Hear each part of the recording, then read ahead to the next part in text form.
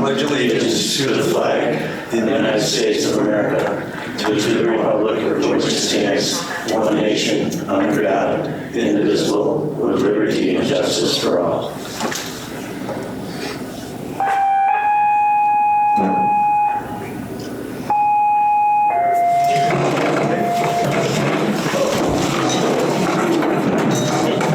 Good evening, everyone. Great to see you. Got a nice heat wave going on out there. Snow melting. Start off with Mr. Tony Blackwell. Good evening. Thank you for some time on your agenda. I want to be brief because I know you have a full agenda, but I don't want to seem like I'm in a hurry to get out of here. So if there's any questions along the way, please feel free to ask. I provided you guys with a bit of a summary, little 3-page summary of the insurance coverage for the renewal coming up. Just do a quick review of the buildings and contents as in the first section. Blanket coverage of a little over $12.7 million. That's all of your buildings, all of your contents under a blanket coverage. And then the individual locations are listed below with the building values and the content values. The deductible flood and earthquake coverage is included in there, okay?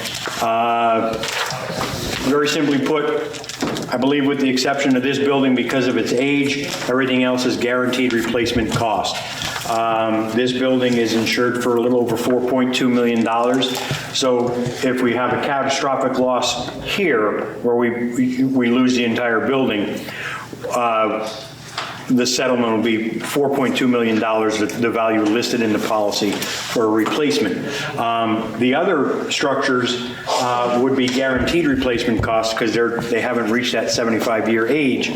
So in that case, if you have a catastrophic loss in the other fire station, we guarantee the replacement of that building even to comparable construction, same square footage, even if we have to go over the value listed in the policy to guarantee the replacement of that building, okay? Liability coverage, the next section, no changes there. $1 million of per occurrence limit with a $10 million aggregate. We supplement the per occurrence limit with an umbrella of $6 million. So for pretty much any liability claim, we have the ability to write a $7 million check. That includes the auto liability, which we'll get into in a few minutes. So your general liability is your errors and omissions coverage for the decisions made on the fire ground. Directors and officers coverage for the decisions made in the boardrooms and your commissioner meetings. We include employment practices liability because there are times where we just don't get along and we have those situations: sexual harassment, wrongful termination, failure to hire, failure to promote, all of those fun things that we're seeing more and more of. So we've got coverage for that as well. Essentially, your liability policy protects you from the outside world and it protects you from yourself. So there's really no issues with the liability policies there. We've got your cyber coverage. This is your computer systems. If your computer system gets hacked and personal identifiable information is compromised, you've got a liability situation there where the individual whose information is compromised comes back and sues you. We've got $500,000 of coverage for that. We also have $500,000 of expense benefit there for notifications. You're going to have to notify everybody of your breach. We're going to send in a team to figure out how the hacker got in and to what extent the damage is. All of those expenses will be paid out under that $500,000 expense limit, okay? So your liabilities are pretty much covered there. Your crime and bond, we've got a blanket bond of $4 million. That's your money. I call it the treasurer bond. Okay. Yeah, let me go back and ask about the cyber security. Yep. Is that's a blanket? What if we wanted $1 million there? We can quote the $1 million. Oh, okay. So I mean, it's not just that is all we could get. Yes. Yeah. No, we can quote higher. A few years ago, we changed our cyber liability because hackers got better and we needed to better our coverage. So this coverage includes paper files where before it didn't. It also includes cyber extortion up to $25,000 of coverage. So if your computer system gets hacked and they hold your computer hostage, the information hostage, and say, pay us $20,000 or we're going to delete everything, you pay that, we can reimburse you up to $25,000 for that, okay? Previous coverage did not include that, but again, as times change, our coverage has to change. So that's where we were with that. I don't want to say it's a downside, but we opted to go with $500,000 of coverage versus the $1 million as a cost factor, but we can quote higher limits, and I can look into that for you. Yep. Your crime and bond, I call this a treasurer bond. It deals with your money. It's a blanket coverage, so it not only covers the treasurer, it covers everybody in the department, everybody in the district, and that's generally when someone in your district or department begins to feel your money is their money, and they start writing themselves checks, you've got up to $4 million of coverage for that. We include faithful performance as required by New York State law for districts, so that's included. We also have $100,000 of forgery and alteration coverage and $250,000 of computer funds and transfer fraud. Forgery and alteration is if someone outside the department or district gets a hold of a check, they wash it, clean it, acid wash it, and change it to pay them instead of your light bill or whatever. That's the forgery or alteration. Your computer funds and transfer is if you get duped into making a funds transfer for a bill, and it's a fraudulent transfer, you did so under the illusion that it was the correct way to send the money. We've got $250,000 of coverage for that. Real quick example of that, COVID. When COVID first started, if you remember, a lot of companies wouldn't take paper checks or even cash. They wanted an electronic transfer. We had a fire department who was in the process of taking delivery of a new fire truck. The salesman's computer got hacked, and the hacker sent the fire department an email to make it look like it's coming from the salesman saying, hey, we're going to deliver your fire truck Monday. There's a $400,000 balance. We can't accept a paper check because of COVID. Here's a link to transfer the money. Treasurer got that email, forwarded it to the chief. They initiated the transfer, and when the truck got delivered, they had that oh crap moment when the salesman asked for $400,000 check, and they said, we just made that transfer. Thankfully, somewhere along the line, someone at the bank noticed that transfer just didn't look right, did not make the transfer. So the fire department was saved $400,000. Little downside on the bank, one person thought they were going to call the fire department and say, hey, I think we have a problem. They never made that phone call, so they were taken by surprise Monday when the truck got delivered. But thankfully, the funds were not transferred. But that's what kind of similar what that coverage would be for. Okay, we are seeing an uptick in hacking and the funds transfer. So know who you're sending that electronic fund transfer to. If you're used to paying your light bill or your cell phone bill or something normally, there's no issue there, but when you incur a new transfer, make sure you know who you're sending the transfer to, that the link is verified. That prevents the fraudulent transfer from happening. If we can be of any help with some risk management on that, let us know. We can send out some information to you. Okay? Under the business auto, again, $1 million of liability, $6 million of umbrella. So for any vehicle accident that's your fault, we have up to $7 million of coverage. We include your personal injury protection of up to $150,000. This is for when anybody is riding in your vehicles. If it's the members, they're going to be covered under VFBL or workers' comp. So this is coverage for non-members, parades, some non-emergency function where you're, you might have some auxiliary members or non-members riding in your fire vehicles. If there's an accident and they get hurt, the $150,000 of personal injury protection is going to be for those folks. We don't need a lot of coverage because we're obviously assuming you're not responding to emergencies with non-members in them. They're generally smaller accidents, not major things like that, so we don't carry a lot of coverage. And you got to be in the vehicles to collect that coverage if there's injuries. If it's an employee or a volunteer, they're going to be covered primarily under VFBL or the workers' comp. So again, no sense carrying a lot of medical coverage because the other carrier is going to be primary for those medical expenses. Okay? Uninsured, underinsured, in New York Mutual Aid, $1 million of coverage. Uninsured, underinsured sounds exactly what it's like. If the accident is not your fault and the other person doesn't carry enough insurance or no insurance, then the uninsured, underinsured coverage can kick in. And New York Mutual Aid is when you call in help, you're responsible for the apparatus and equipment that you call in. We have up to $1 million of coverage for that, plus the umbrella. So if the chief gets on the radio and says, county send everybody, and they do, that's a lot of apparatus coming that you're responsible for. We've got $7 million of coverage for you, all right? And the same thing when your vehicles go on a mutual aid call, the other fire department is responsible for your vehicles and equipment if anything happens, okay? Portable equipment coverage, guaranteed replacement cost, $250 deductible. If we can fix it, we'll fix it. If we can clean it, we'll clean it. Obviously, and recertify it for its original use. If it can't be cleaned or fixed, then we replace it at today's cost, less your deductible. Pretty straightforward on that coverage. A couple of things with our auto policy and our portable equipment.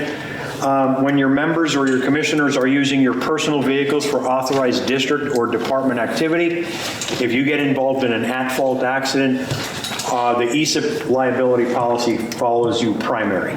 So if you're coming to this meeting tonight or going home directly from this meeting tonight, you missed that stop sign and you have an at-fault accident, our auto liability policy can be primary for you. If the chief's car is out of service and the chief has to use his personal vehicle and he's responding POV, or one of your members is responding to the station, they get involved in an accident, our liability policy is primary for them. And we've got coverage for the members' personal vehicles in a non-emergency. This meeting tonight, you get into an accident or your car gets hit and run in the parking lot, we can reimburse your deductible, so there's no out-of-pocket expenses to you or your members. You take that accident under your own policy, we reimburse your deductible. In an emergency, ESIP is primary for the member's personal vehicle to the lesser of the cost to repair or the actual cash value for the vehicle. So if we can fix it, we'll fix it. If the damage is more than the actual cash value, then we give the member actual cash value for it during an emergency, responding to, working at, returning directly from. We include the towing during an emergency. If the vehicle has to get towed, we'll reimburse the towing. And we have up to $40 a day for 30 days for a rental reimbursement for the member to rent a car to get back and forth to work till their vehicle is repaired or they replace it if it's paid out on actual cash value, okay? And then members' personal property is covered on 100%. If they're out on a call and their eyeglasses get broken, or their cell phone gets damaged, or they don't like the helmet you issue and you allow them to buy the leather New Yorker and it gets damaged, we can fix it or replace it, no deductible, 100% coverage, okay? We'll talk about the apparatus in a second, but I'm going to jump to the accident health policy. And again, just as a reminder, these are just a summary of the part of the coverage. Again, I want to be respectful of my time. There's a lot of coverage in these policies that I'm kind of not talking about, or we'd be here for 2 hours and she'd run out of film. So your accident health policy is a supplement to your VFBL and workers' comp. It covers your members and employees for almost every activity of the fire department. There are some things that are not going to be covered under the Accident Health. Generally, if it's not covered by VFBL, it's not covered by us. There are very few things that are not covered.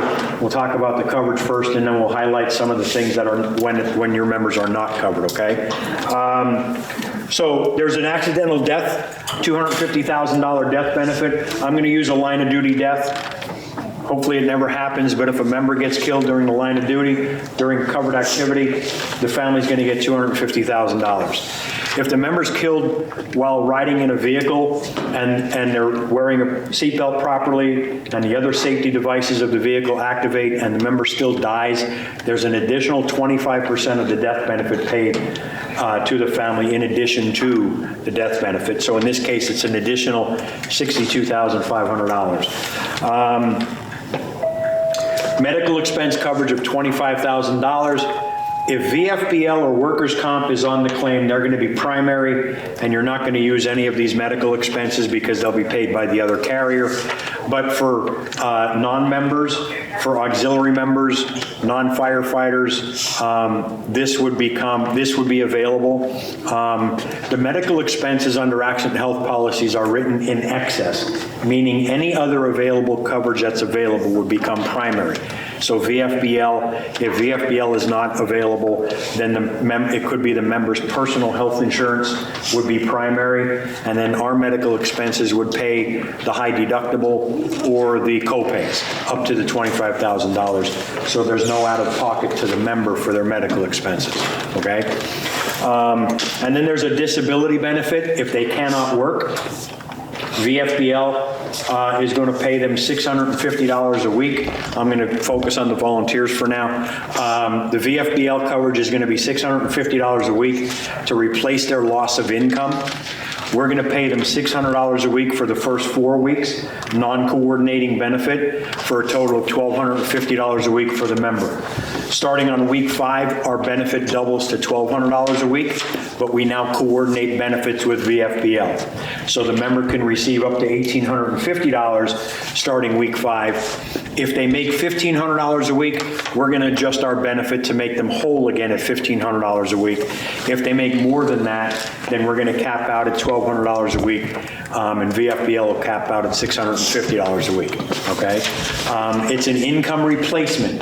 So if there's an income to replace, then the member will replace their loss of income up to the policy benefits. If there's no income to replace, if they're 100% retired, then they're not losing money because their pension keeps coming in, so they have no income loss. There's really no benefits to replace, okay? There's a family expense benefit. If the member's hospitalized more than 35 miles from their primary home, we can reimburse mileage, reasonable food, food and lodging. If the family or somebody, wife or spouse wants to be at the hospital for a couple of days until they get over that critical period, we can reimburse those expenses to the family under the family expense benefit. Continuation of coverage benefit is health care. Members have health care through their employer. If they cannot work because of a fire-related injury, at some point their employer is going to say, we no longer are covering your health insurance. You go into the COBRA plan. We can pay up to $750 a month for a maximum of $15,000 to continue their health care at the benefits that they have. So hopefully they can get better, get back to work, and get back on the group plan through their employer. And we can help kind of bridge that gap until then, okay? And there is an off-duty benefit of an accidental death. If a member's on their way home from work, not fire department related, they're on their way home from vacation, they get killed in a car accident, there's an accidental death benefit of $10,000 that's included in your accident health policy. Again, it's for an accidental death not related to the fire department. It's an off-duty benefit we include in our accident health policy. We've got your group life policy, term life insurance. Pays for, I'm sorry, let me go back to the accident health. So I said just about any activity of the fire department or fire district. What's not covered? Social time at the firehouse. If there's no event going on, you're just hanging out watching football on a Sunday afternoon, someone gets hurt, there's no activity of the fire department, no authorized activity of the fire department, there's not going to be coverage. Generally, that's horseplay, hanging out at the firehouse and, you know, two guys start horsing around, someone gets hurt, and then they call you up and say, hey, we have an injury. It's social time at the firehouse. It's not going to be covered. It's not going to be covered under VFBL either. Unauthorized activities, if the fire department says we want to do this, and the commissioners say no, and they do it anyway, and someone gets hurt, there's not going to be any coverage. We do have sports league. I don't know if we have organized sports included in it. You don't have, I know. We used to have, but I think that we don't have that now. We used to, but we don't now. Okay. Oh, we do, softball and baseball. Softball and baseball. At one time you were in part of a softball league or a baseball league, we've got that coverage in there. Organized sports, generally that's an option, but we have that included in there because at some point in time you had a softball or a baseball team. Okay. Sorry, jump forward to the group life policy, $25,000 death benefit, and this is coverage for the members enrolled on the policy.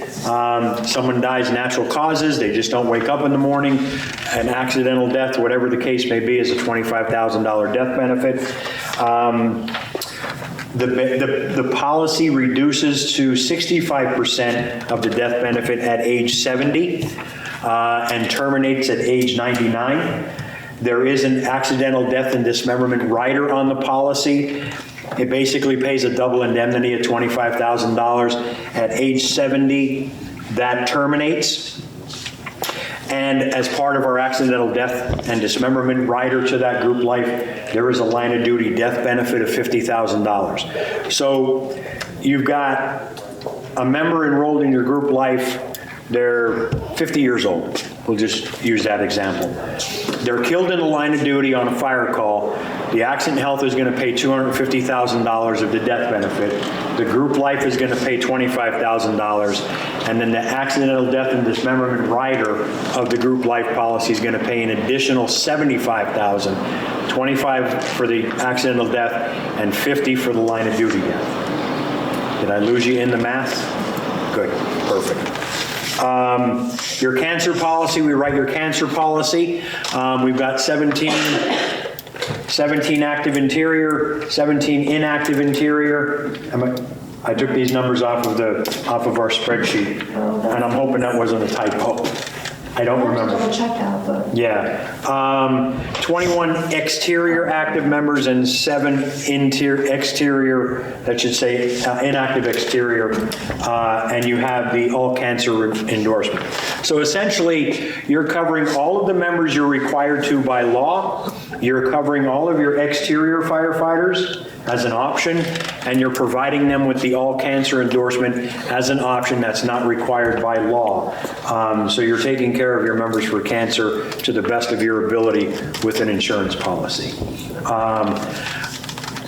I can go over the coverage if you want. It's pretty standard. We go over it I know we go over it every year. What I'd like to offer, I know last year or the year before we did the benefits review at a business meeting. We got about halfway through and the pagers went off. If you want me to come back and do that again, I'll be more than happy to come in and do that for the membership. These benefits are basically something the membership should hear. Commissioners are paying for it. They should be aware of that. So if you want me to come in and do a benefits review at a business meeting, I'll be more than happy to.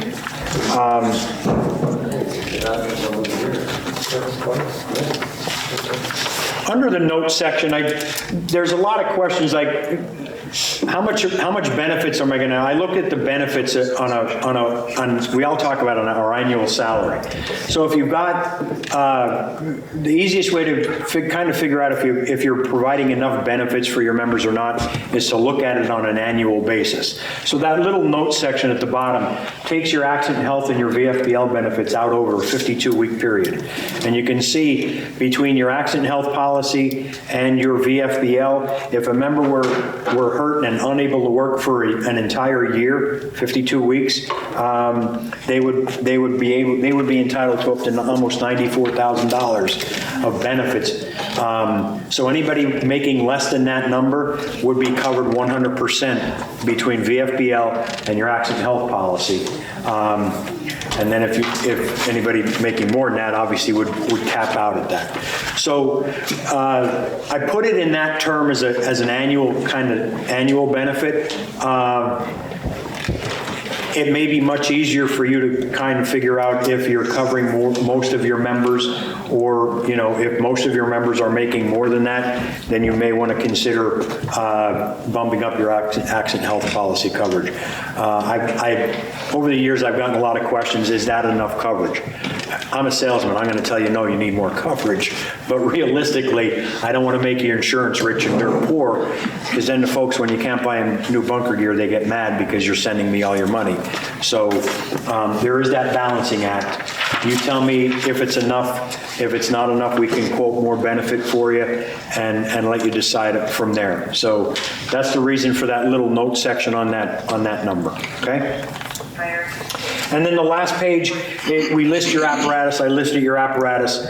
The first column of numbers is your insured value. That's what's listed in your policy. We write these on an agreed value basis. So for a total loss on your fire trucks, I almost got through it this time. For a total loss, you'd have to reach 75% of damage to agreed value. So, just looking at the 94 HMA, it's insured for $500,000. The total loss magic numbers, if you wreck that, $375,000. Once you hit that damage estimate at $375,000, it's going to be a total loss. We write you a check for the $500,000 less your deductible, okay? And then you've got 2, 4, 6 vehicles listed for guaranteed replacement costs. Any vehicle 5 years or newer is eligible for guaranteed replacement cost. The coverage is a little bit different. Under the agreed value, we pay the lesser of the agreed value, the actual replacement cost, or the cost to repair.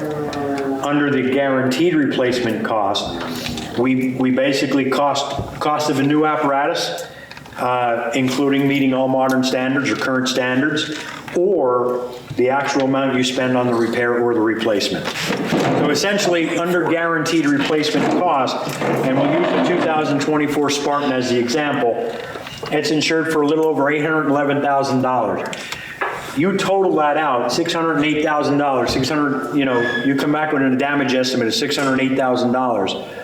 You say you're going to buy a brand new Spartan, same specification, and now it's $950,000. We guarantee the replacement to $950,000. If you turn around and say, we don't need that big Class A pumper anymore, we're buying a mini pumper for $350,000, we'll replace it for $350,000. And obviously, if the damage estimate comes back less than 75%, we're going to fix it for whatever the cost to repair is, okay? So that's essentially a very brief summary of your insurance coverages. If there's any questions, I'd be more than happy to answer them. If not, I'll let you get on with your regular agenda. Any questions for I left behind some, I apologize, two benefits in part of your accident health policies. The first one is the Employee Assistance or Member Assistance Program. It could be any issue a member is having, non-fire department related. They're worried about their finances, they're worried about their relationship, they have some anger issues, they can get some short-term counseling, some self-help, some different benefits are available to them on a confidential matter. You won't even be notified that they're seeking assistance, but it is available to your members anytime. The information is at the bottom on how to contact that support link for those members.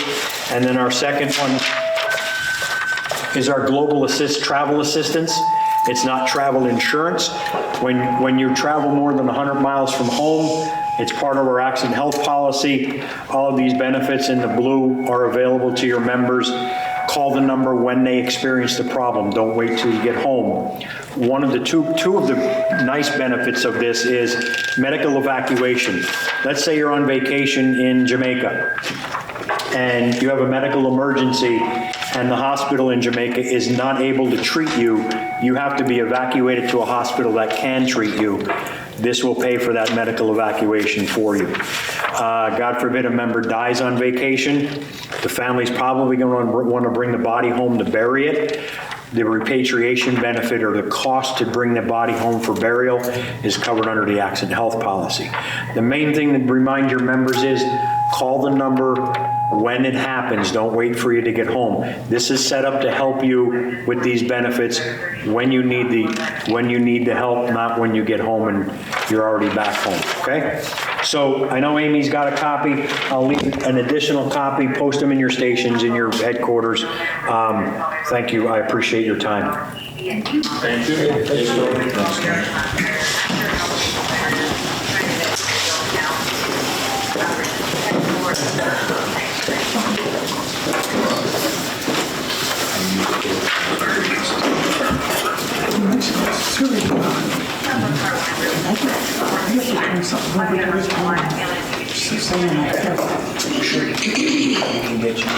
You want a copy of the declaration?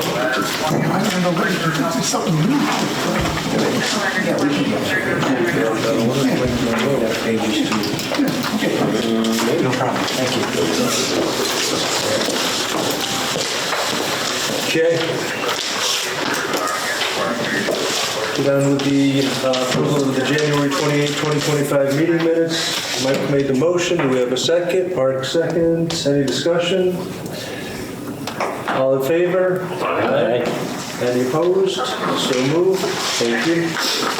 Treasurer's report. Okay, are you ready? Okay. I'll do this easy stuff going first. We've got 8 credit card vouchers, 1 codes voucher, and 42 district vouchers.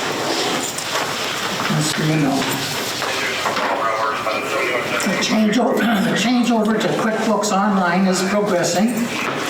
Tonight's report, when we get to it here, is what I was able to do. Another meeting has been scheduled for this coming Wednesday for me to ask them questions and to get the report better, what you like better. So you'll see when we go over the report what I was able to do and what I was not able to do. There's no, tonight's report, there's no comparison with the previous year this month. It'll happen another month. And payroll is not completed yet, as well as the banking changeover. So in the report, when I go over it, I have the total payroll that was paid. I don't have any individual paid. That hasn't been changed over. And again, that affects the bank statements are here. There will be some issues with the interest recording it. Same with the New York class, but I have the statements. To actually transport that stuff into the report, and I haven't been able to do it correctly yet. Codes is not moved over yet. So that's not in the, it's in the report, but not like you're used to seeing. And last on the report in there, this has taken more time than I expected, but we'll get there. So I've requested an extension of time for the district annual financial report. And they've given me to April 30th. That I haven't even started that yet. I've been tied up with this changeover to the QuickBooks. Okay, just so you know. All right, now the report. The first one is the code report, and this is done from the desktop QuickBooks. So the front page has the assets, the codes. Middle of the page, there's 1 voucher tonight. And the bottom of the page shows the activity in the checking account. And the savings account, I printed out on the back, is from the New York class. It shows you how much is in there at $61,742.15. But I don't have them, what you're used to seeing there. Okay, now, the one that says balance sheet, nice thick one. This is from the QuickBooks Online. Have you got it? This is totally. What do we got on the back of the codes report? The New York class. You just go down to where the codes account is. All right, down below, gotcha. Gotcha, okay. Okay, thank you. And then on the district report, it's the one at the top left, says balance sheet. Yep. I'll have all the titles and things hopefully worked out for the next month. Those are accurate QuickBooks, I hope. The bank accounts there are all listed. And this is as January 31st. It doesn't show the February $2 million that came in. All right. And some of it, I need to figure out how to get it out, because it says fixed assets, we don't usually show. Just service awards doesn't usually show, and we'll fix that. Okay, turn the page. This is the budget versus actual. So this lists all of the January vouchers, the budget, and then just like you're used to seeing, what's left in the budget. Now, looking on page 1 there, see, under 3410.1 payroll expenses. If you go down, keep going down, 3410.2, I had to add in the 208 water rescue. For some reason, that didn't pick up. $5,700. Great about that. On the next page, 2, again, those that bold and italics, I had to add that duty crew meal expenses, personal development training.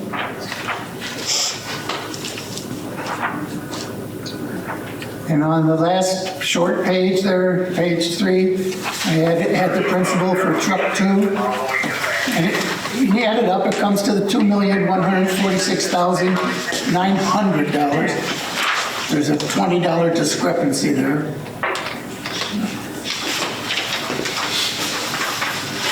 I thought that was pretty good for my first try. Okay, then on page 4 is the M&T Bank showing, page 4 is the paychecks. In the paycheck account is top right up there is $856.84. That's what's left in the paycheck account. Eventually, that'll get moved out. But I just made sure that any taxes that they're paying at the end of the year, I think they've taken the last bit out. But that's what that's there for. Will you take that money and transfer it into the firehouse payroll? Yes, I could, yes, or money market. Yeah, it'll just be emptied out. On page 6 is the firehouse payroll. On page 6, top right, $12,559 is what's in the account right now. Go down to the next heading where it says other debits. There's the amounts firehouse payroll has taken out for the January payrolls and the February payrolls. There's 4 of them there. Here's the date, 2 pays in January, 2 pays in February.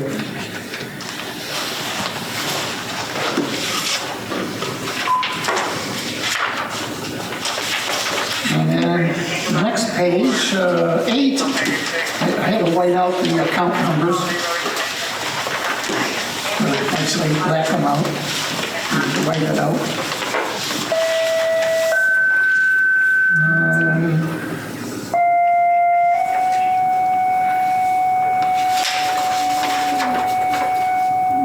There's nothing different there, 8, 9.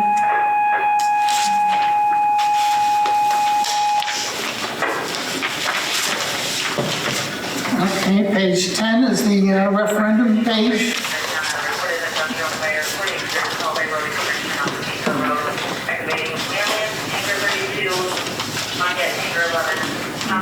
Page, it looks like 1 should be 11. There's the service awards. We made $27,818.72 last month. Yeah, not much longer. How's that? Not much longer. Go down. Page 12 is the principal and interest payment chart. And page 13, 14, and 15 are tonight's vouchers. And on 13, I don't know why, up at the top, it printed out some deposits.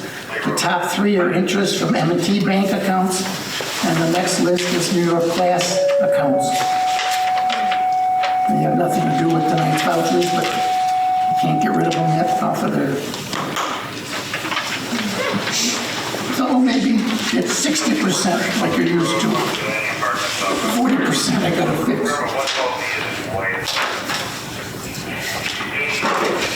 Okay, and the next little packet, I did this one, excuse me, to show you that the money came in from the taxes, right on the front page. Down the first category, general fund account, $1,626,918 was deposited into the New York Class money market account. $500,000 was deposited into the M&T money market account. And that equaled our budget amount. $223,000 on the same line, $223,953.84 was our end of the year. You don't have this sheet, but you remember this sheet. We were going to transfer the money when taxes came in. Okay, so that was the $223,953.94. And then to show you at the bottom of that page, front page, under the apparatus fund, there's the $47,215 that was transferred. Next page, the second one down, equipment fund, there's the $15,738 that was transferred. And at the very bottom, I'm sorry for that whiteout blotting, it made it a mess there. At the bottom again, there's the $1,626,000 that was put into the New York Class. On the next column, it says withdrawals, 106, 47, 15, and 55. It's again at the bottom of this paper. Those are the amounts that were moved into those accounts. Okay.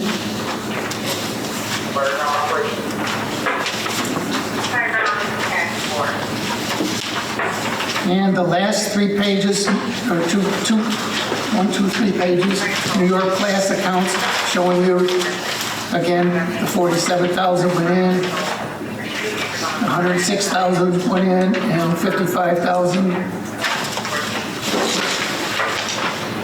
And again, these aren't yet, these haven't been integrated into the new QuickBooks online. That's why I printed these out so you can see what was going on. The last 3 show the $550,000 we had in our budget that we transferred to, $100,000 to equipment, and the last page, $450,000 went into the fire apparatus.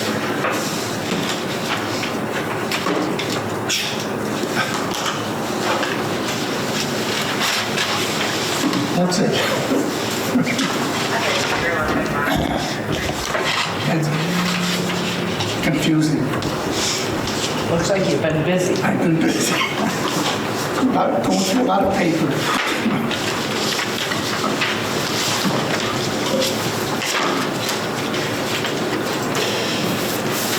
Any questions for Bill?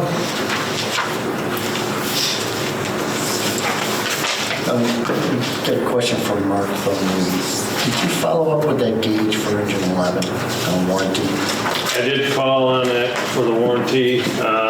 Their mechanic said due to some type of a freeze between the pump and the gauge itself, they would not cover it. It's not the gauge. They said it was between the pump, the line going from the pump up to the gauge froze. And I just asked because the warranty, the 1 year, Right. ran out 2 days ago. Yeah, and I followed right up after, but that's what I was told. Just looking at the price of that $800 for a gauge is crazy. So thank you.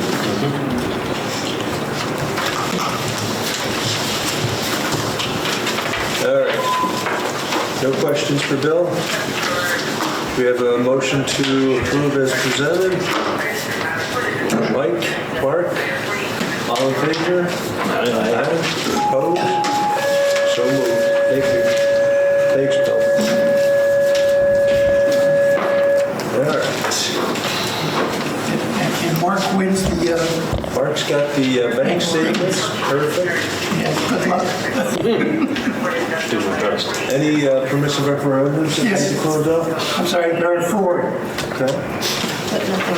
Oh, to close out, I'm sorry. There are 4 vouchers for this referendum, but no, I don't have anything.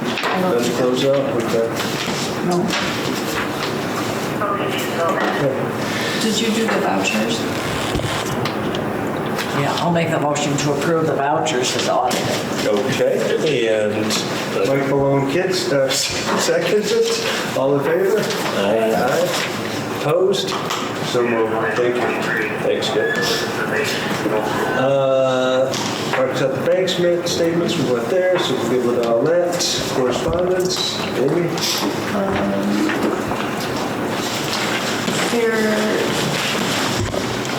We received the fire district affairs that was received and distributed. I believe it was in the fire district affairs, there's a required conflict of interest notification for fire district commissioners under LoSAP. Because 40% or more of the members of the Board of Fire Commissioners are also volunteer firefighters, they need to disclose that to the board because it can be deemed a conflict of interest. I have received letters from Mike Malone, Charlie LaCrease, and Mark Harrison because they are the only active members on the Board of Fire Commissioners. So the letter says, to whom it may concern, this communication is submitted to the board in accordance with the requirements of Section 216 of the General Municipal Law and relates to my disclosure related to the length of service awards program maintained by the fire district. I'm required under the statute to provide a written disclosure because I may be called upon to vote on any resolutions or motions related to the LoSAP program. Any member of the board who might vote on a resolution or motion related to the program who also serves as a member of our volunteer fire company or department is required to publicly disclose in writing to the board that he or she is a member of the volunteer fire company. So Mike, Charlie, and Mark Harrison disclosed that they are volunteer members of the Belgium Cold Springs Fire Department, and I'm reading, I can just cover that under all 3. They've all submitted the same letter to be read off at the meeting, and that will be recorded in the minutes. And I just lost my notes. Okay. We received a letter from the Association of Fire Districts of the State of New York. There's a proposed bylaws amendment that will be voted on in October in Saratoga. I can get copies of this to everybody. Kit may have some more information on it, but essentially it is to add directors to regions that currently do not have 2 directors. So that there's equal representation throughout the state. I think that's the only change, isn't it? What's that? Is that the only change to the bylaws for I the think state there was system? some other minor thing too, but that's the major. But I can get copies of this to everybody for review. Again, it's not something that has to be voted on until October, just something that they want us to be aware of now. And then I also have a polling place agreement from the Board of Elections, and it's just to renew both stations as a polling place. Just basically saying you're going to furnish heat, light, and toilet facilities, maintain safe condition on the premises so people can get in and out, provide tables and chairs and waste baskets as requested. We just need to sign this to renew this. And that's all I had for correspondence. All right, thank you. So we've got the chief's report. No chief here to go over it. We can read it or we can wait till I come back. You want to wait? Yeah, till the end, if he's not here, then. We'll read it. Okay. Looks like we're on committee reports at this point. Long-term planning, Mike Malone. Haven't had a committee meeting yet, but hopefully plan on having one in March. Also waiting for Chief Gleason to get back and do his makeup time since he's been away, because I'd like to have him on for long-term planning too. So planning for the first couple of weeks in March to look at a date for all members to long-term planning meeting. I wanted to bring up something that Chief Gleason brought to our attention. There is a fire station design seminar in Glendale, Arizona on May 19, 2021, and 22. And the seminar seems quite in-depth. As long as we're looking at, or the long-term planning committee is looking at remodeling, building, whatever, it seemed like this would be an excellent thing to send some people to. And I was wondering if we could think about sending someone from the chief's office and someone from the commissioners. There's going to be tons of information there, vendors and so on. It seemed like a good thing. Probably going to cost about $2,000 per person, airfare, registration, rooms, and such. I can certainly send each of you information on that, but I know that evidently it fills up quite quickly. So if we want to do that, perhaps we should do something tonight about approving, for a couple of people to go. So it sounds like Kit made a motion. Do we have a second on that? To approve up to 2,000 or how much? So once we have a second, then we can open it up for discussion. All right, so Mark seconded. So discussion on it? What did you want, Mark? Well, we were discussing now of sending how many, 2 people, Well- the average cost-wise, just how much to set aside, Well, do you think? I think 2,000 is not generous. 2,000 might be pretty tight, so you might be thinking about $2,500 per person. Depends on how many you want to send. Chief Gleason really felt that it would be good to send somebody from the chief's office and, at least one commissioner. Depends on how many we want to send and who's available, I guess. 25? Yeah, 25. Each. Yeah. Right. Any more discussion on it? Do you want to up it to 6,000 to cover any additional costs? 3,000? 3,000 each? And then whatever they Two don't, people at it 3 comes each. back. Yeah. Because Everybody knows what the cost will be then. Right, exactly. I know this is what I brought up. I think you were brand new, and Charlie and the other two people, commissioners, weren't there. To start looking at it at least 2 years ago was this. Since then, there are also other, say, conventions or whatever in the country that occur. The biggest advertising one is the one in Arizona that you're talking about now. They also have them in Indianapolis, I think. That is maybe during the summer, or one of their Not conventions. tied into FDIC, it's separate. It's into one of the big fire conventions, whether it's FDIC or not, I don't know. I know in all the trade journals, the one you're talking about is well advertised, but I think they were the starters of it, of doing this type of thing. I think the program does look good. By all means, looking at it for a couple of years, this is not going to be one of those, some of the state fire courses that you get to go and sit there for 8 hours, and then at the end of the day, you have coffee and donuts later. It looks very intense. I wish, and I don't know everybody's background in this department, I wish we had somebody heavy in construction, heavy in architecture, stuff like that, as an engineer, because that would be the ideal person to send. Not somebody that says, yeah, we put the fire trucks out there and over here's a kitchen. It may be overwhelming for who we send. I did, through the summer, go to the Pompey things that was going on. I don't know how their vote came out, though, the other night, Thursday, for their new station. And following them with theirs. If anybody knows of any of those going on, you may want to follow them like I was doing Pompey. The local engineers and setting up your meetings. Those that had attended the long-term plannings that I was doing, I was following Pompey's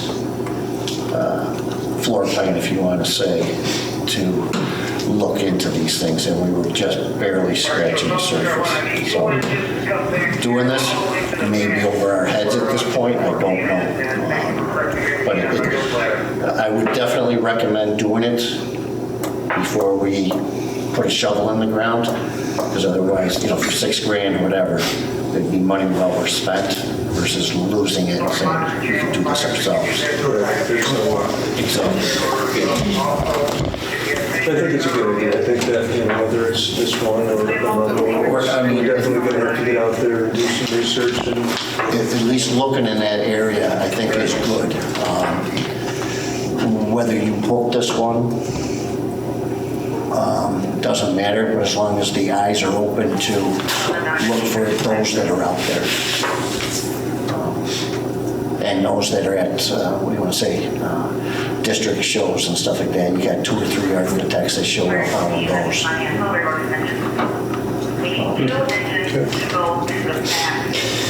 Any more discussion? So we have a motion up to $3,000 per person.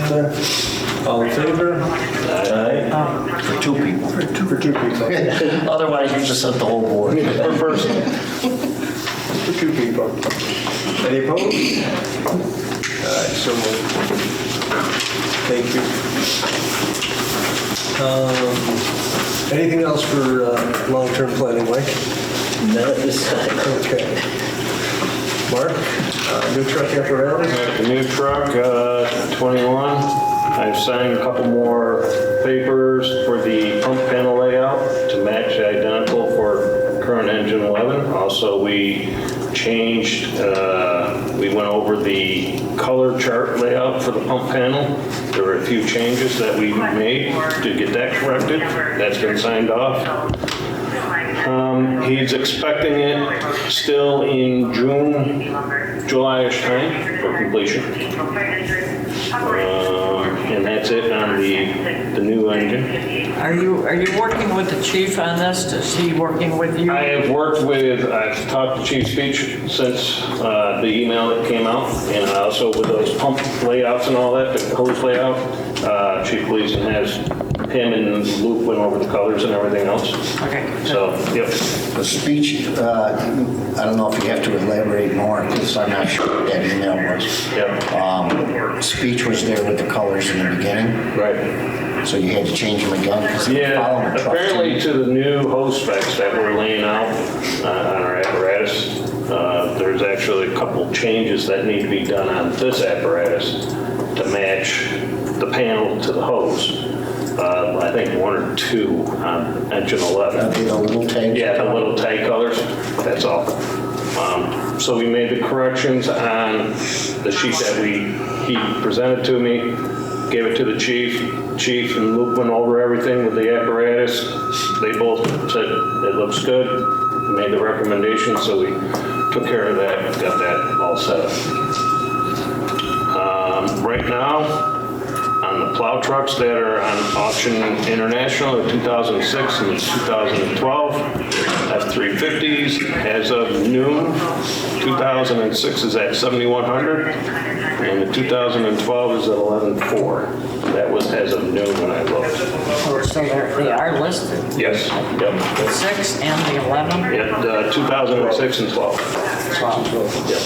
Yeah, those go until the, They're still the same price. yeah, those are on until the end of this week, the 28th. 4 more days. As usual, you probably see a price war towards the end of it, whoever wants them. So they're both really good buys. You know, if you're out there watching, you definitely want to get on there. You want to bid off and bid high. Well maintained. They both have very low miles on them. The 6 they both have plows. The 12's got a V plow. The 6 has got a straight plow with a lot of options on there. So definitely want to. Matching white, Yeah. brother, sister. There you go. Yep. So Mark, what did you say the current bid is? The current bid, as of noon today, the 2006 was at 7,100, and the 2012 is at 11,400. Thank you. Anything on 21? We still have not heard anything on 21. It's still listed out there, but nobody has sent any interest yet. How about other options, other places? I'm going to have to start looking into other options for this, see if there are other avenues we can go. It's been a while for this one. Yep. And that's all I got on new truck. Is there any thoughts from this board? I know we brought it up last year and they wanted to try to keep it for a training vehicle. It's the White Explorer. I know Tommy took it for one course. Maybe you guys took it to the chief show. I'm looking at Mike. Yes. But it hasn't gone anywhere else. We have a black car that's sitting back there that we can let people use. It was filled in for temporary for Chief Malport took it for a couple days, the old white one, when his was down. So you got 2.5 days use out of this vehicle. Yep. Is it worth keeping? I mean, I don't know if you can break it down what we spend a year on that vehicle to sit there Well, and depreciate. it hasn't cost us anything, I don't think, in the long run. It's sitting there as a good backup vehicle. If there is training courses available, we can't take the black one sometimes because we don't know when Chief Natoli is going to be using that vehicle. We don't know when those classes are either. Correct. Well, how long do they have the storage vehicles? That's why we're slowly dwindling our fleet. We bought one new truck, we're getting rid of 2 pickup trucks. Correct. So we're slowly working on, So in about 3 years, that car will be used once and you'll get $200 for it. but right now you don't have any type of a station vehicle for anybody to take You in. don't have, you do. You have squads. No, in the past we've always had to take a different vehicle. had to, or you had the luxury of? No, that's why we had a station vehicle we purchased in the long run. We had the old Excursion. We bought this recent Tahoe that was converted over to the chief's vehicle. We've always had a backup station vehicle. I mean, realistically, we can take the old 21 if we need to run something to a training or whatever, we'll just use that. There you go. Get the flat spots out. Just kidding. That wasn't. Only kidding. Okay.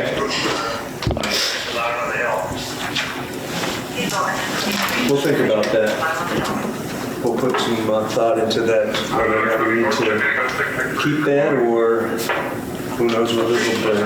Probably not much. Anyways. Okay. Anything else?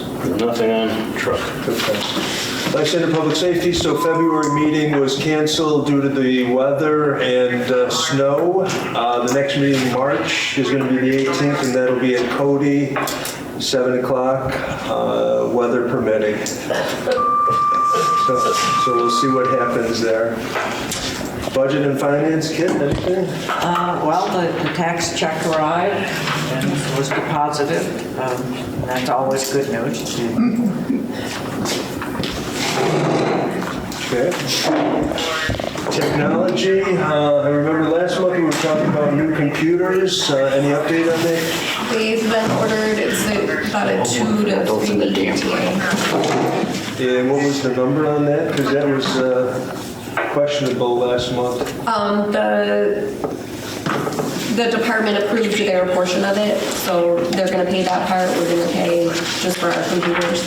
I can't remember off the top of my head the final number. It was less than what was approved. But the department is gonna pay for the computers for the executive board.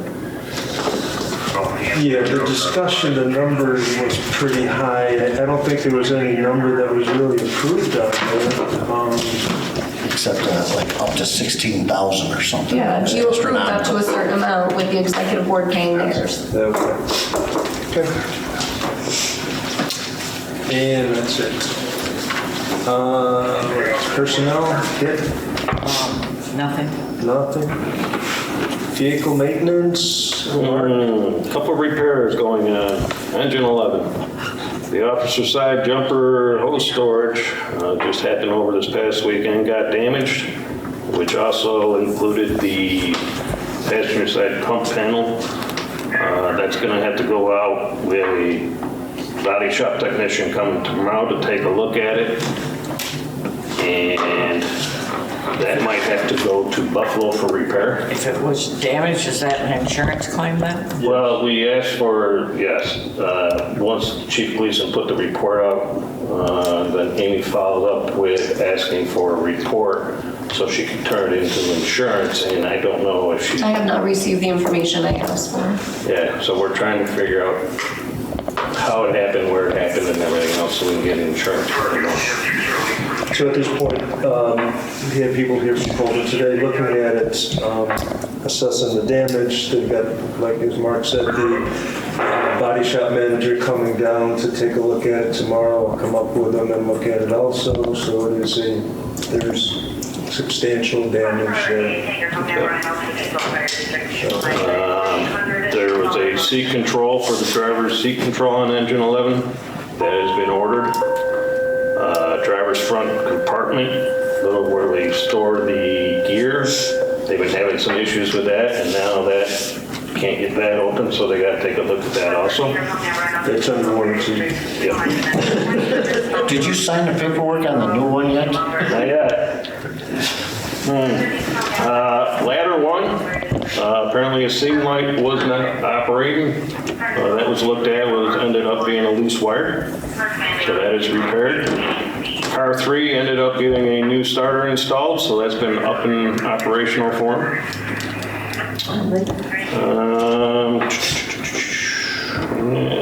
That is all I got on apparatus repair.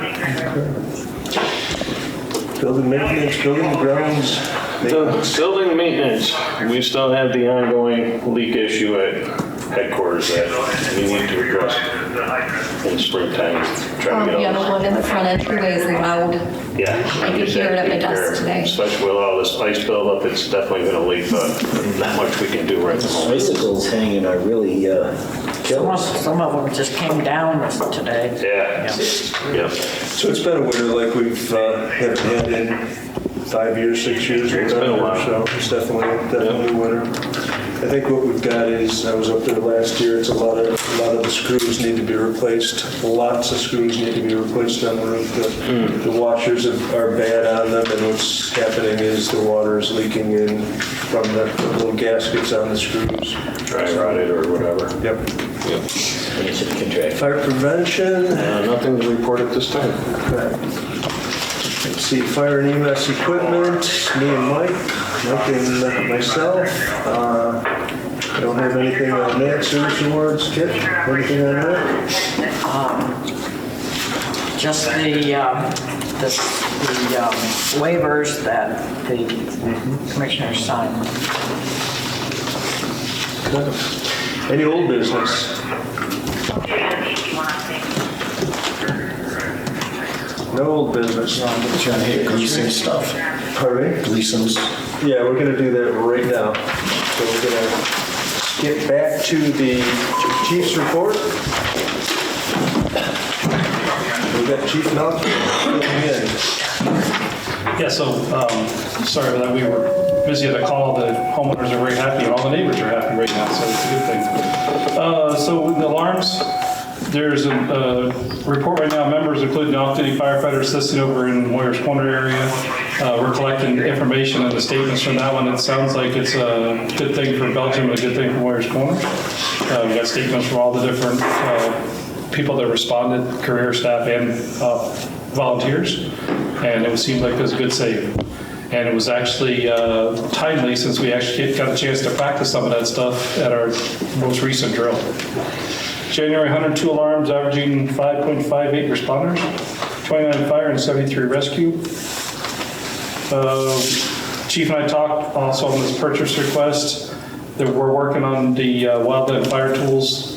We have the list of them, and the list of the tools themselves, and we're working on getting that squared away and getting the DEC to show up here, and we'll work on getting those approved and him to take a look at them once they arrive in. Well, we're working on making sure we got what they want us to get, so that's the important part of that. Communications, well, again, Captain LaPriest and also our firefighter EMT Peterson was out there getting accolades for their efforts and saving someone with CPR and cardiac arrest. No, what this was we accepted the award. We accepted the award on behalf of the Belgium Cold Springs Fire and Rescue. So we participated, yes, but there was a lot more than just the two of us, and the two of us were available to accept the award. It was 17 people on the call. There were more people on the call. Yeah, 17 people were on the call sheet, sorry. And two different incidents, two different events. Correct. Yep. So this is the second year that St. Joseph's is recognizing people in the first responders for their efforts. A lot of times we go out on calls and you have no idea what happened to the person. So this is a positive thing. Is this only people who were transported to St. Joe's? Yes. Yes. It was busy. It was a full room. It was a room as big as this, and the whole room was filled and overfilled with people. They had a lot of people there from a lot of different agencies, fire, police, ambulances, just a lot of different people. It was a nice event. Nice event. They ran out of awards. There were so many people that they didn't anticipate, so it was a good thing. Sorry to interrupt. I like the good rest of the story. So another piece on the communications, the county planning, the GIS maps, updating the maps for the district and how Lysander, working on trying to get the final map to you guys, and also the long-term planning committee members. projects we're working on. One of them is in front of everybody, the mission, vision, and value statement. The department approved that, and we're looking for the commissioners to give us their remarks and their approval on it also, so we can, if we can get it moving forward.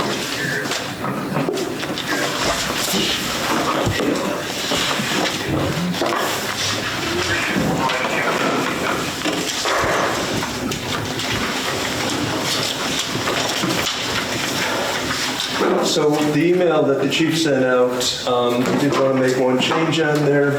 He wanted to remove BCSFD and replace it with Belgium Cold Springs Fire and Rescue. And I think it's an appropriate change. This way it identifies us as one instead of identifying us as career and volunteer. When the alarm goes off, we all, whether we're career or volunteer, we go out there to help. So, you've all had a chance to read it. I move we approve it as amended. Okay. Second? I second. Mike Malone, any discussion? All in favor? Aye. Aye. Opposed? Any abstentions? So moved.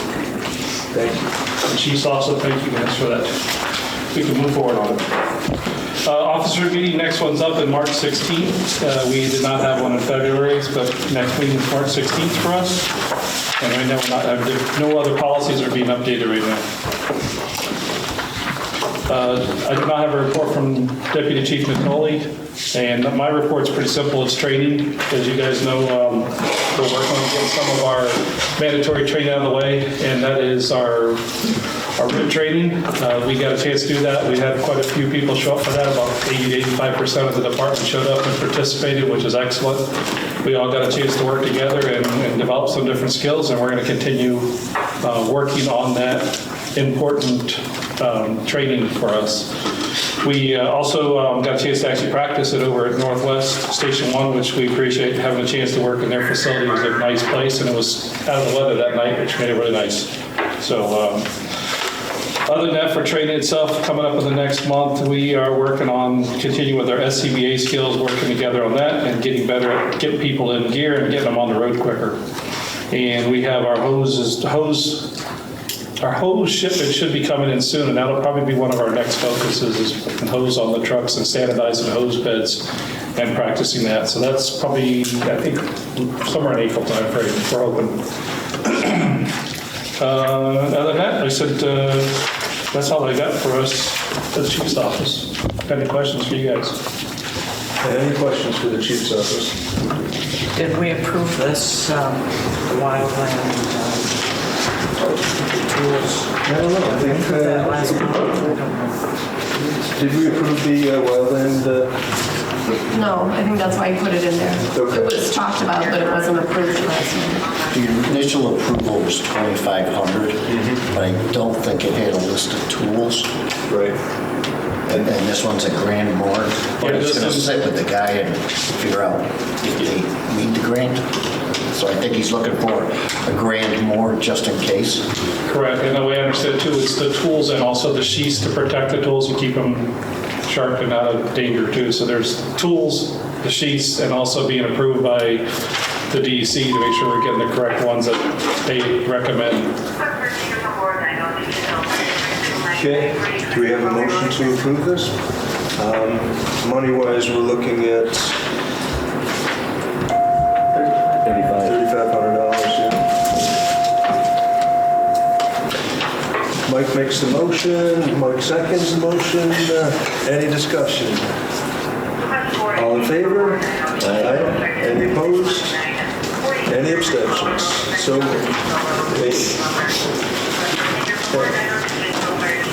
anything else? Before you bounce off, if I can add to part of John's reports, because Amy had given Chief Gleason and myself both the alarms, just keeping a tally on them, and the 5.58 is correct when you put the paid on top of the volunteers. As we track this, and we've been tracking it ever since we hired the first person, or tried to. The last time, it was probably last month, the volunteer average response was 4.21 per alarm. This time it was 3.35, but when you add the paid people to that, you get John's reported number of 558. The intent in the beginning was to see if hiring people was going to affect the volunteer response. That's why I separate the two. I guess the summary of it's what I'm saying is it's slowly decreasing all the time, the volunteers that are responding. And so far, we have not had people resign. We're just getting people to respond less. Just something that especially this board has to keep an eye on. What times are these calls? Have you got the time frame when you're getting the majority of these calls in? I'd have to run those numbers. Okay. Generally, Because I know that through the night. yeah, at night and early morning is when we're not getting volunteers, we're just getting the paid staff. But you're also having trouble, besides the medical alarms, I think there was one earlier this week, maybe there was a CO, and they were almost going to hit him the second time because we only had one paid person on and he was waiting. And eventually, Station 2 answered up and they both brought a squad over. So even at night for fires, you're not getting the firefighters out. But to add to that, we don't always have 2 people on paid. I think we're working on that, aren't we working on that? I mean, that was part of what we were going for, was to have somebody, 2 people here 24/7. So again, we can't blame that on anyone. We can't blame that on the volunteers. So this is something That wasn't thrown on the volunteers. I'm pointing out that the paid aren't here either. Right. You know, so I don't want anybody that complains that says, well, you always got 2 people on there. No, you don't. Hence the reason last month I asked for 10 additional people to make sure you had 2. And I think what has happened also is that I know that it was asked that when there is going to be only one person and nobody on, that notification does go out so that the volunteers can say, hey, I got to go for this call because there's nobody up there. So again, I think it's kind of hit and miss. We're going to have to work on that a little bit more so that that notification does go out there so that everybody is aware of that. So. Yeah, I don't know if that's being followed up with or not. And then the other thing that I see too is that we do have people that don't respond on bricks, so we don't. Yes. I'm hoping they don't use it. Well, they do on bricks, but it's not on our response. It's not showing up. Yeah, so again, I think that's something that we need to push again as line officers, commissioners, chiefs, and people, that we need to say, hey, it only takes that 1 second, that way we know who's coming, we know that's, And person's coming. that hurts too. Without that, activating that I am responding, you've got paid people here saying, do I have somebody at 2 coming? Do I have anybody else coming here? If I have nobody coming here, but I got 2 from 2 coming in there, that one person could start. Actually, it worked out pretty good last week when Baldwinsville had alarm activation. And then they activated us. On their third one, they activated us, and 2 members from 2 came up here instead because they knew they only had 1 person up here. So the other 2 members from Station 2 came up here and got on the rig and went over Baldwinsville. So it does So we are work. working together. There is we're a team. We're a team. No, I'm like you were saying, we need to increase it, better. The other thing, and this may be on your end, can you have the I am responding hooked up to the vehicles? I'll take a look, see, we'll figure it out. You should be able to put it on the circuits. That way, if somebody forgets to log in, if they're hitting that en route button, anybody out there, the chief, the people at the other station, they'll be able to see them out there, and they can know to go. It's a safety backup. I will take it upon to tell all the different volunteers, everybody, about the importance of clicking in, I am responding, how it affects decision making and also it affects responses to calls. I'll drive that home even more. Every training, we'll discuss it. 'Cause, I mean, if you're here, how many times do you look at the screen and say, is somebody else coming? So we always do, as soon as, we're ready, we look that last time before we close the door, there's somebody coming, or no, there's nobody coming. So we do look at it, yes. Yeah. And how many times have you looked at it for 2 or 3 minutes and said, okay, let's go? All for improvement, that's all. And those that do use it, thank you. Okay, looks like we're moving on to new business. Training stipend. What do we got on that? I did some homework, and I did send an email to the commissioners and chiefs a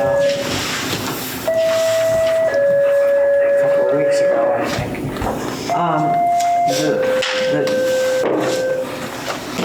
We can only give a stipend of up to $500 per course. You said somebody was giving 6. That's great that they're giving 6, but we can only give 500. Thank you. It has to be a New York State class. And you can't do both. So if someone goes to a New York State class and takes say Fire 1, and they get a stipend for that, they can't put into the local fire district or department for the stipend also. I did a quick look through the New York State classes that are offered, and I found that there were 18 classes that are 5 hours or less, and there were 16 classes that were 6 to 10 hours. So, I mean, you say you're going to give a member $500 to go to a 4-hour class, and you're going to give a member $500 for going to a 50-hour class. So I just thought perhaps we would consider prorating that.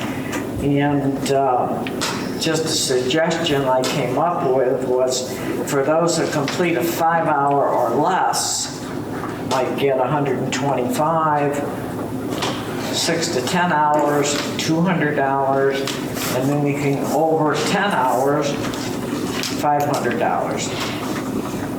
It's just some place to start, I felt. Of course, they would have to complete their paperwork. The chief would have to approve the training, and we would have to decide a time frame.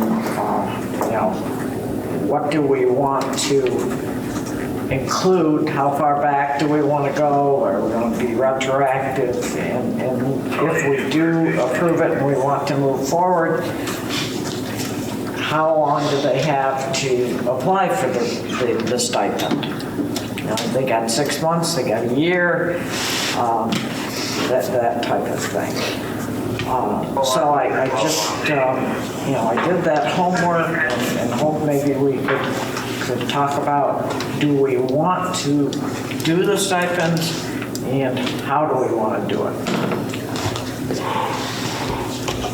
Okay, so I think, yes, we do want to do something. We do want to encourage training, additional training. We want to reward, where possible, the training. Again, there's a lot of time that has to be invested to maintain the training, and I think that if this is a little bit that'll help encourage people to do it, that we might as well pursue it. I think we ought to put together some sort of list of the classes, as you said, and then work out the money on that. I don't have an issue with that. I think it's a good idea. Are EMS classes included in that, or are you going to restrict it to your firefighters? Only New York State Certified class. Office of Fire Prevention and Control classes. They have some EMS classes, John, don't they? They do. Yes. I looked at that last year. I remember I worked with Charlie. We drafted a policy for a change for that we sent out to everybody last year.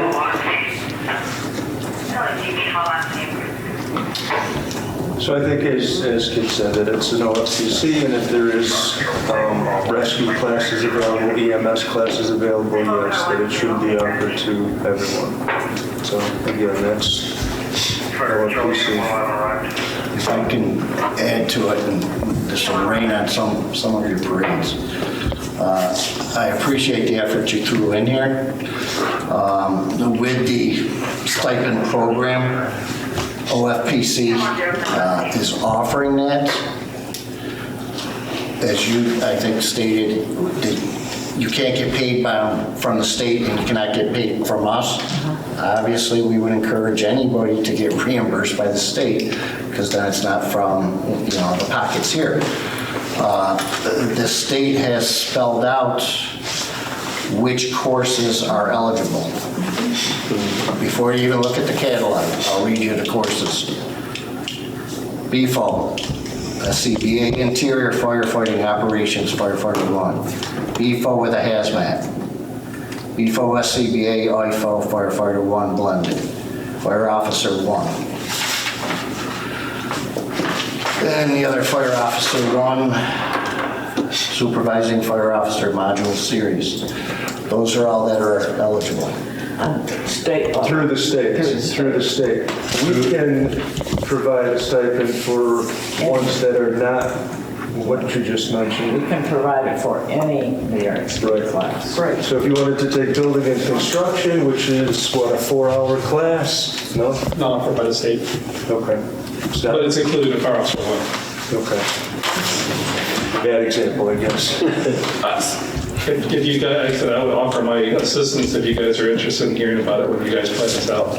If you wanted to take a water rescue class, Yeah. okay?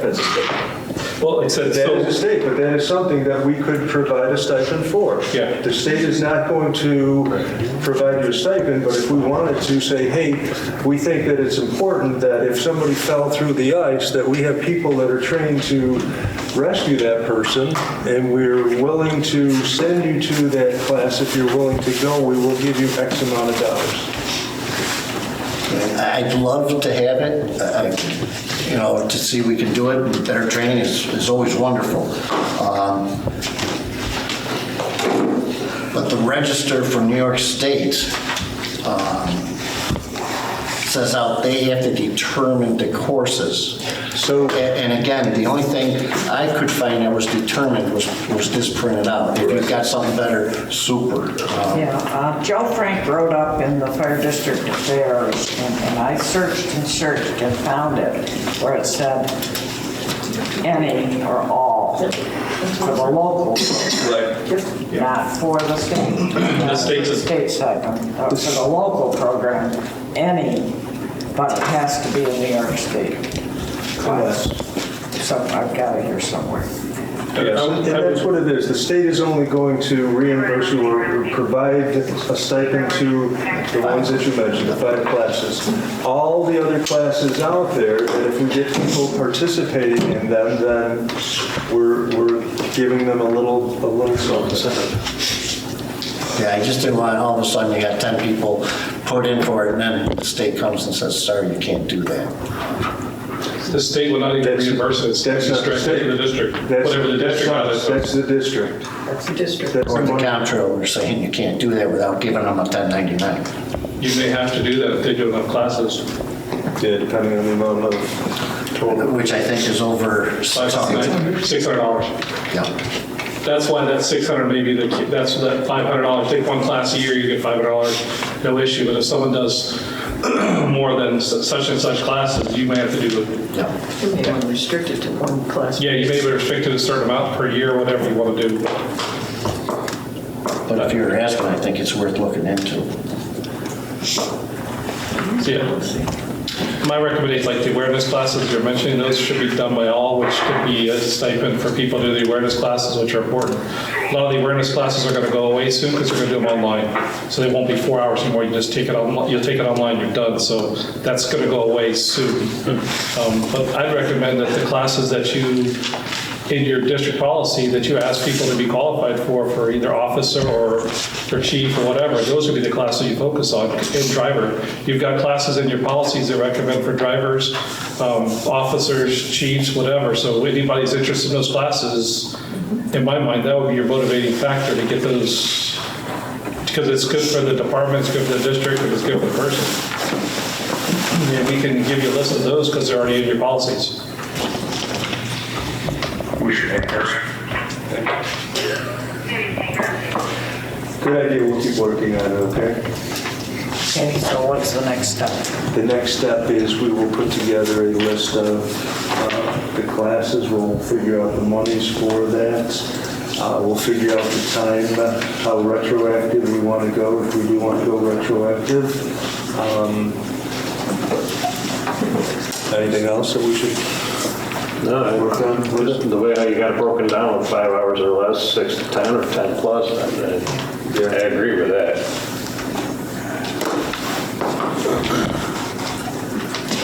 Okay, I'll work with you on that. We'll all work together on that. Okay, anything else on that? No? Out of district active membership application. Looks like we have 2 of them.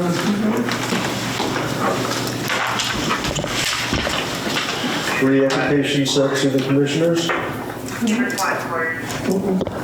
Yep, the department approves all of them. I know that the department, did we receive copies of them? Did you receive a copy? Email it with your agenda. And all of us, no. It's in your email.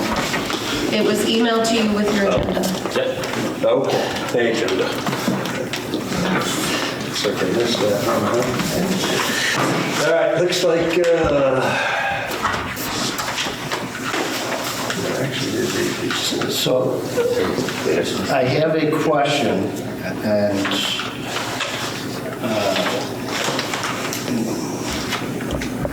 on that application form, and I think if you go to near the last section, it spells out the requirements for a firefighter. And I believe that one thing I've always encouraged is bringing me some people that want to be firefighters, right? And they both check the box to be a firefighter. The box next to that, and I wish you still had yours, it says you got to be within the district or neighboring district. What's that? Things have changed now. I don't think the application's been changed to address the fact that you now have duty shifts that you can schedule. That application was done in 2018, because I know I actually rewrote it. And that now we have duty shifts. Yep. So in reality, that application needs to be adjusted to. But that application follows the state law. You can have out-of-district members. You could have by state law. Yeah. Exactly. In the neighboring districts. You could probably have them anywhere. I mean, why is it only neighboring districts by state law? They didn't write the law. I don't remember it being in the state law that way.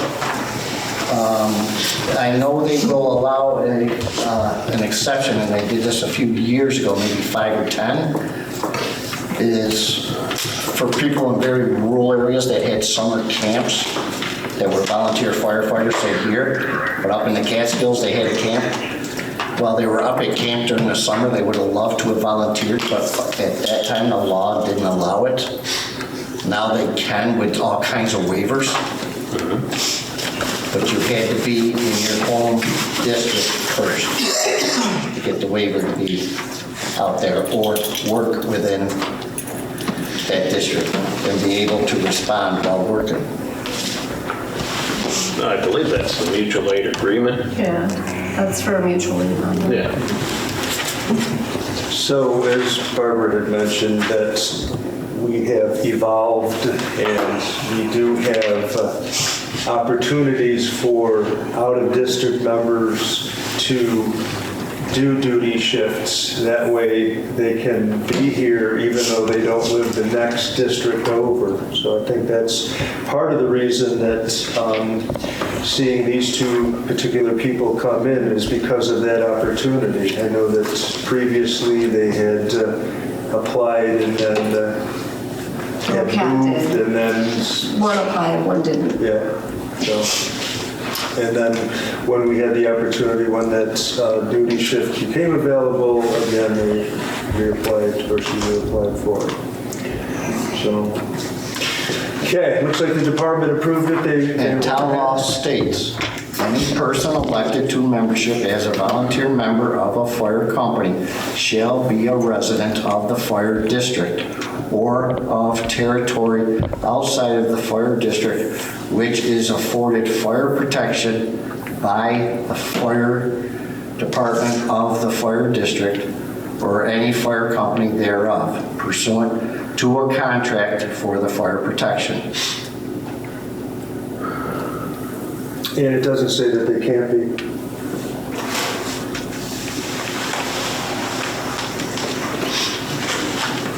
Well, there's a whole section of town law that tells you what you have to do if you move out of the district and want to continue to be a member. So that contradicts them saying that you can move outside the district and be a member.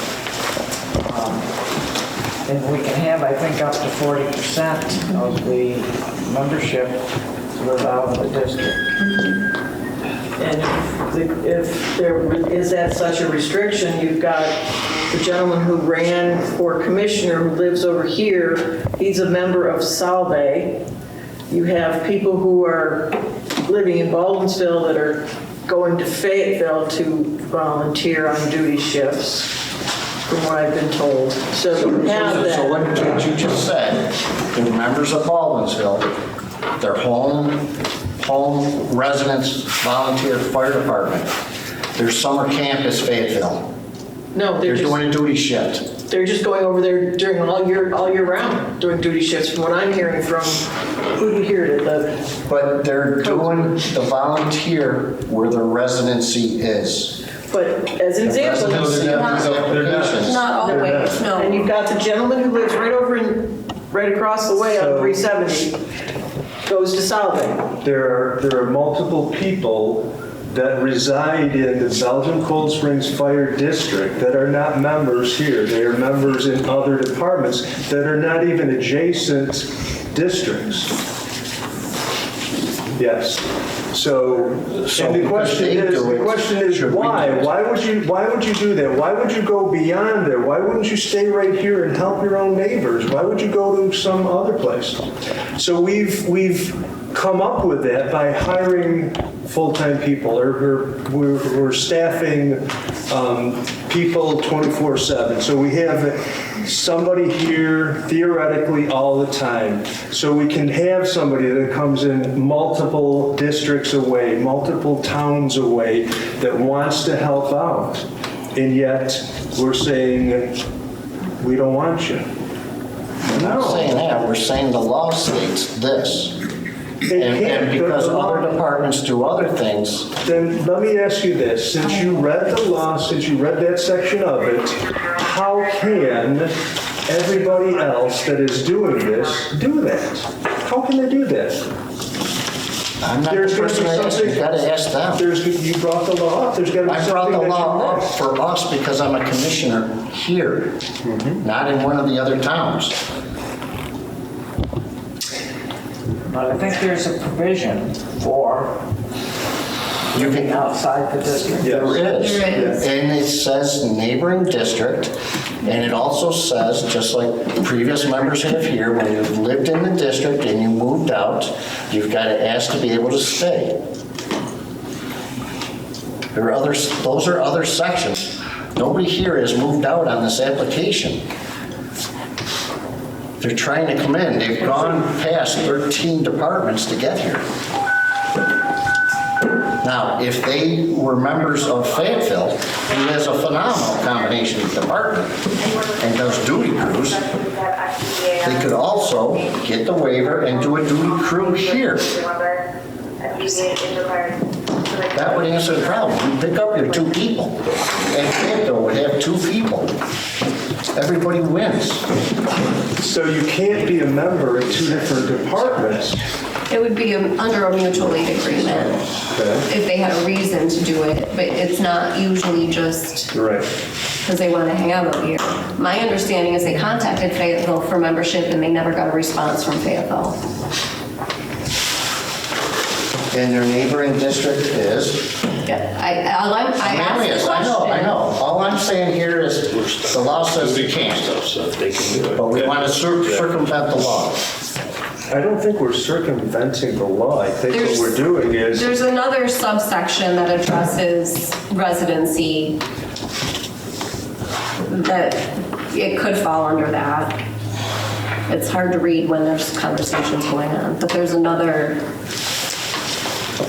yes, I know there is another, and you think about it, is why are we going to say no? Somebody wants to volunteer, they want to come in, they want to help. It's not even your neighborhood, and yet you want to come in, and yet you don't want them to come in and help. That doesn't make sense, Mike. It just does not make sense. I can't imagine they even made that law, Charlie.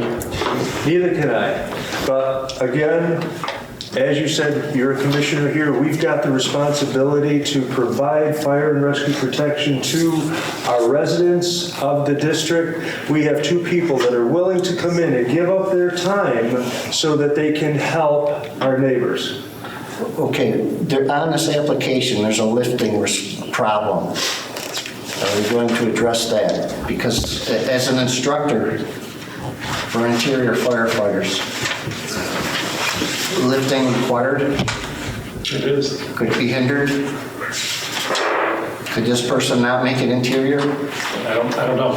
If they don't make the interior, they could still be going through the BFO portion of it. well, they have to, the application is pending their physical. Right. So you still have to get through the physical part of it. Do we have a weight limit restriction for firefighters to lift? Amount of weight to lift? There's a minimum, I believe. I know the EMTs is 125.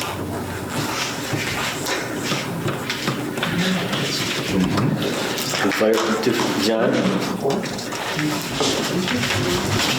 John, you know if firefighters have a minimum? I'm not sure, I can check into that. Like I said, first it goes to physical, so it doesn't matter right now. I mean,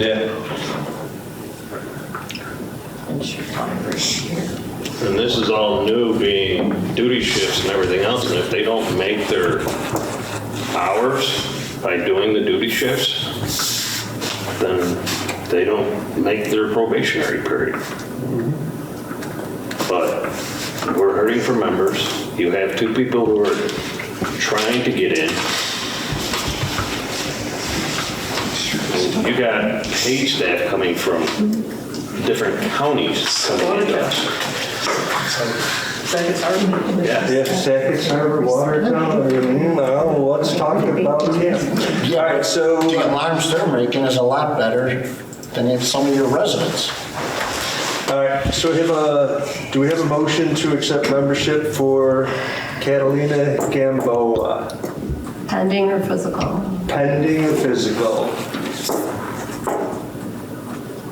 Do we have a motion? Is anybody making that motion? I'll make the motion. All right, do we have a second? I'll second it. Do we have discussion on that? Okay, roll call for vote. That's you, Amy. Roll call for vote. No, you still do the roll call. Okay, Mike Chura, No. Kit, Yes. Mike Malone, Yes. Mark, Yes. Charlie, yes.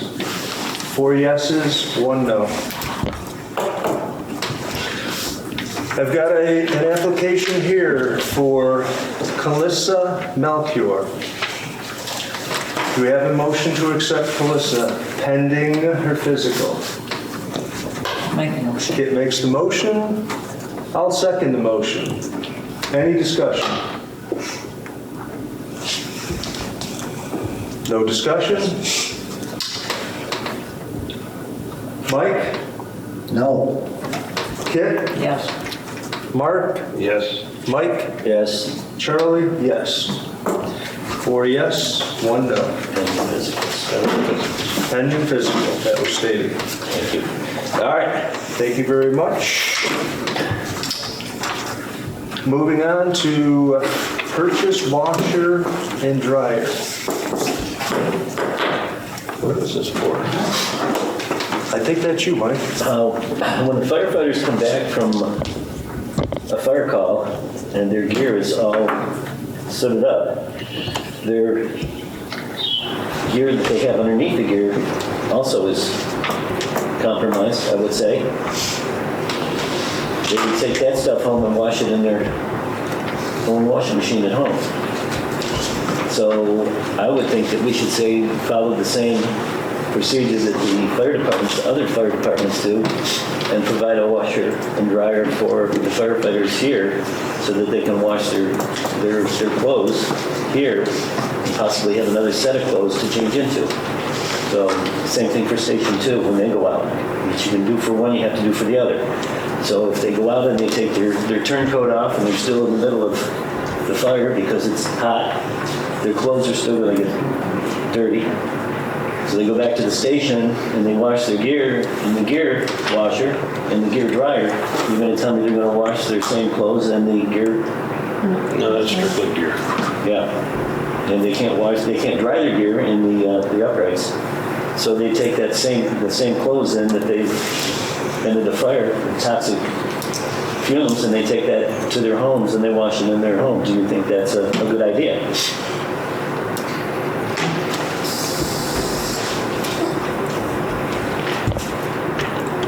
You're proposing? I'm proposing that we look into buying a washer and dryer for each station so that the firefighters, when they come back from a fire or any extenuous circumstances, that they're getting soil with toxic fumes or anything, that they can wash their clothes at the fire station, have a change of clothes at the fire station so that they don't have to take their soiled, contaminated clothes home with them and cross-contamination to their house. Okay. I'd like to work with the chief to see if we can do something, because it's going to take some planning as to what type of washer, what type of dryer, where to put it, whether it's vented or non-vented, to put it at each station for the crews to have. I think it's a good idea. I think it's timely. Because if they're getting dirty around here, why should they take their dirty clothes home to wash them in their own washing machine when they're getting them dirty at the station? And they can always bring another set of clothes here to change into. Okay. And that would also benefit your career staff, Correct. where they can change out here, do their laundry during their shift, and have it freshened up. Also, your duty crews and your volunteers come here. Right. They're coming from work, they change their clothes, they're on duty for 12 hours. They have another set of clothes here. They can change out of their work clothes, change into duty clothes, go out, and then have another set of clothes in the locker. If you're here for 10 or 12 hours, it doesn't take 10 or 12 hours to wash clothes. You'll have a nice set of clothes, and I think it's a good idea. So do you need the chief to help you buy the washer Well, I and don't dryer, know. or can you buy that on your own and he just helps you? Well, Where to put it? sometimes when I talk to him about it, he said a lot of times you have a state contract, you can get decent prices for this. I don't know, state bid or whatever. I mean, I could probably go on Good Neighbors and pick up a couple washers and dryers for like $600 a piece, but I don't know how long they last or what type of contract you put them on. Well, my question was, do you need a chief to pick out No, but a whole washer and dryer? No, but he said that there's some state contracts and state bids that I have access to the county. you can get that in better. Because we want to buy something that's warranted in case something goes wrong. We don't want to call in the Maytag repairman to do it. Well, one of the things that you mentioned when we were talking about it briefly a couple of weeks ago was the combination washer and dryers, Yes. which do not have to be vented. They operate on 120. And you don't have to have a 220. So that would eliminate running, getting an electrician. It will eliminate, Maybe that. It's a good run. It's all separate. It plugs right into a 120 outlet. So have you looked at where logistically they're going to go? Not. Okay, so you need to say, number one, where's it going to go? Number two, is there water there? Is there electricity there? So yes, you may need an electrician or a plumber to do that. I looked into the all-in-one machines. They take a long time to wash and dry, very expensive and not that efficient. Again, venting, we've got vents out there now that, the dryers vent right into the bays right now.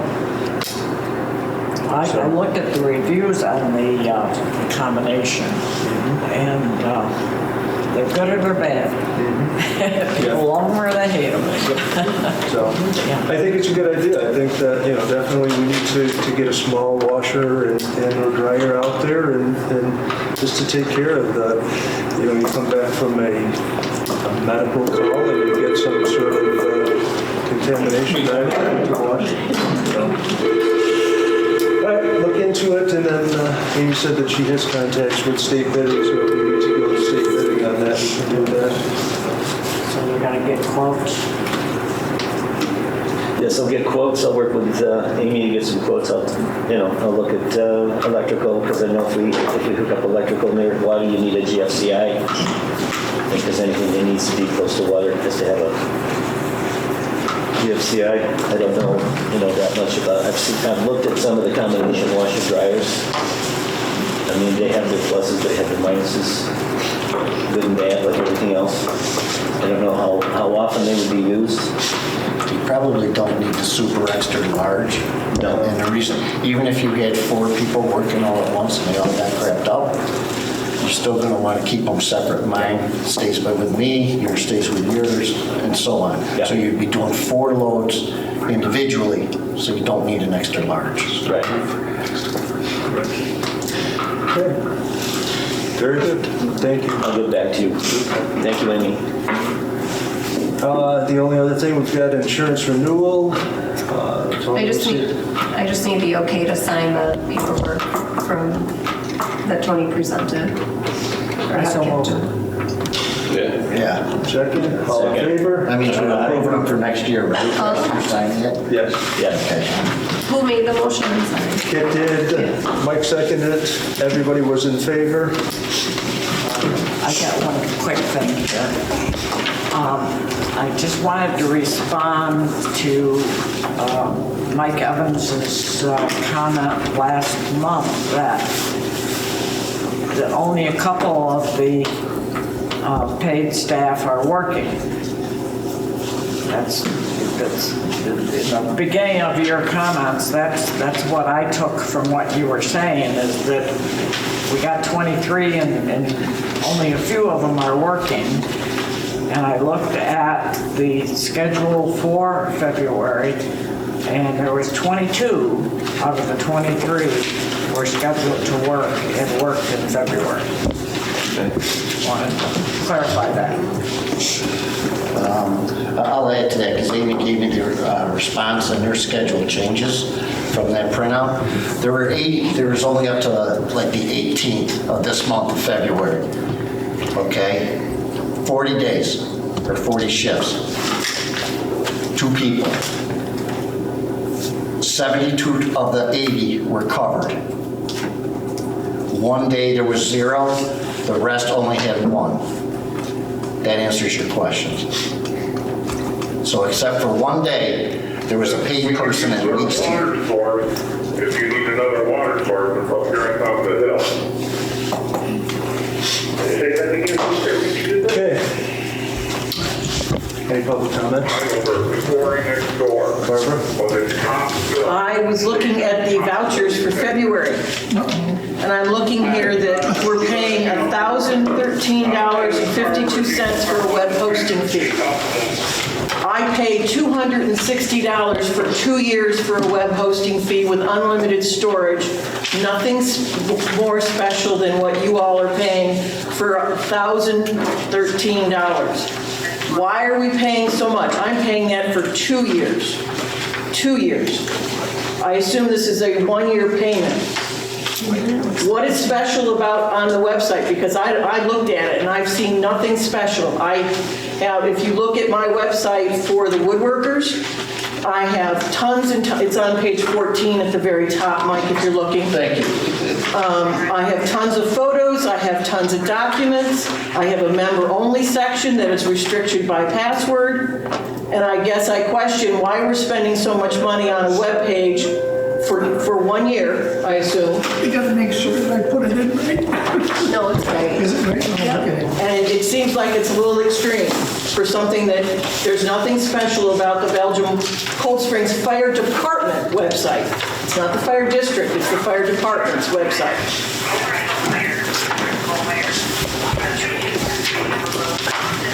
Is there, were the message boards included in that? That was separate.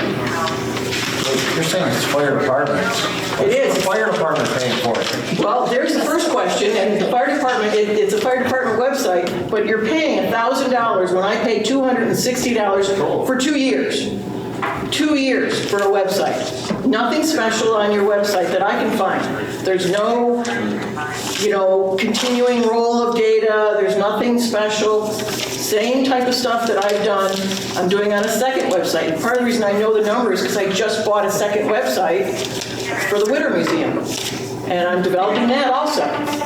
Same thing. So I guess I question, and I think we need to look at that and see whether or not you guys are spending money correctly on that, and we need to maybe change something. Well, for one thing, I think they can make PayPal. I can do that on mine also. Okay. I took it away because PayPal requires that you cannot use the tax ID number for the organization as your ID number. You actually have to use the social security number of the person, the treasurer, in order to maintain business with PayPal. So we got rid of PayPal. We went with Square because there is an issue there, and I battled that for a good year with PayPal. So that is an issue with PayPal. They say it's a government requirement. Maybe I can just call President Trump and have him fix it now.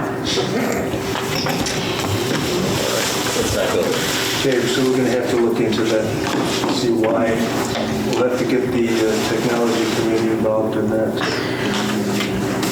And also see why, if it's the departments. I know why.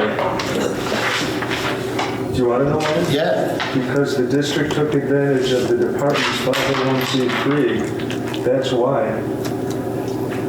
And what did, explain to me, please, being that noted with 501c, what did that gain the district over keeping it in the department? Cost of it. Well, it sounds like it's 5 times more with the district doing it. Exactly. So why you have it? So there was no other financial benefit except paying more? there has to be some thought of saving somewhere along the line. I don't know. This was several years ago this all transpired. Before both of us were involved, yeah. Probably, yes. And I paid that $260 since 2018, so for every 2 years. So that's, a lot cheaper. Includes my domain address and everything else.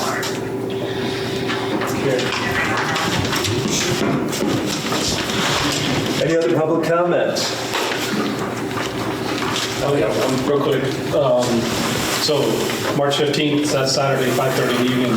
You guys are all invited to the communications meeting, commissioners, staff, whoever wishes to attend. I'll be running the meeting and try to give us some solutions and try to give us some direction where we're going to in the future.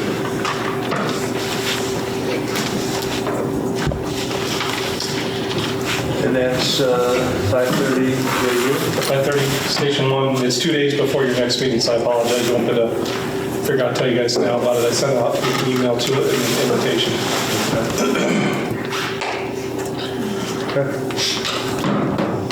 Anything else? Looks like executive session. Yes, I would move that we make a motion, we move to executive session for, I'm just going to Okay. I'll second the motion. Vote. All in favor? Do you anticipate any business, so she has We to do not stay? anticipate any business following coming out of executive session. Thank you very much.